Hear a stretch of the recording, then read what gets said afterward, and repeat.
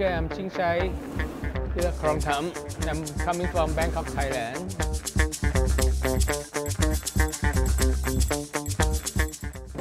I think this is my biggest tank so far.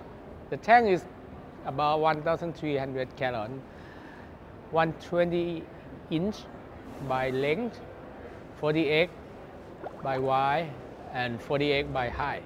What kind of livestock do you have in there, and what are you known for in your tanks? I'm kind of I want to collect rare fish and rare coral. Okay. Mostly on SPS. Coral is SPS, and fish is some kind of angel, and I'm an antias lover. I love antias. You're also known as like all over the world for your tank as being DSPS tank. Can you, on top of your head, kind of tell us how many different type of SPS that you have in your system? Too many. I'm not a good kind of person that know every scientific name of the coral, but right. I just buy what it looks nice and rare. What is the biggest challenge on maintaining such a huge tank? What do you have to look out for in a big tank like yours? I think fish is very delicate. So I have to QT them before I introduce in my tank, and even I QT them, they still keep dying. So I think that's the biggest challenge for me is the fish. Is there any special methods that you do to quarantine your fish to ensure that your livestock have the best fighting chance to survive in your tank? Nothing special. I just QT it in my quarantine tank. I don't put any kind of medicine. I don't like to use any medicine. I just put it in my QT tank, let them eat, and looks healthy. After 3 weeks, if they look okay, so I put it in my display tank. Let's talk about corals. What is the most challenging aspect of keeping reef for you? Coral is something unpredictable. Even you have a very perfect system, some of them can die with no reason. What is your worst experience keeping them? Udinium. Iridium? Udinium kills out my fish. Oh, okay. And how did you get that?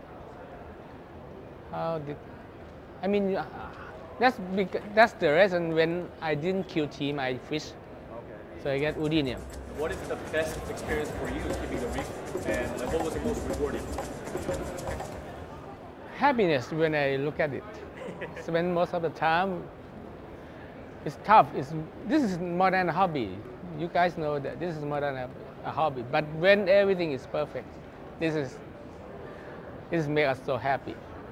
What basic advices would you recommend or give to a new hobbyist wanting to keep reef and fish? Slow but sure, and invest your money on the equipment and the system, because that is the main key for this hobby. How do you design your rocks, or in a way, what will make your tank look the best? You just try to make it open space, open aquascape, make it more space. So you have to let the coral grow. Don't put too many liverock, and don't make it too crowded.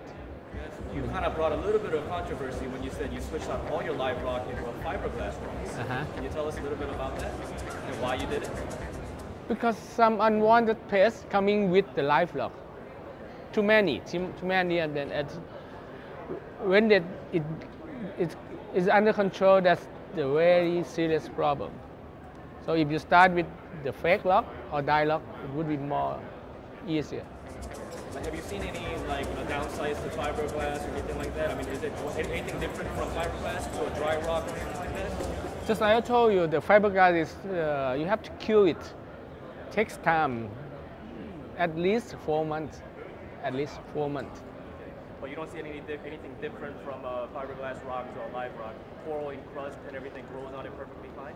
I prefer fiberglass rock because we can design any shape, any kind of rock we want. And what do you think is the next big game changer that you see coming for us hobbyists? About 5-10 years ago, it was the LEDs. Yeah. What do you think it will be the next thing big thing that'll be coming? In your opinion? I think LED will be 90% dominate in the market because it's cheap. It's gonna be cheaper, and it's very flexible. You can control the lighting. Okay, so we'll see. You think the LED will still be the game changer? Of course, yes. Okay. Yes. Thank you, you guys. Thank you very much.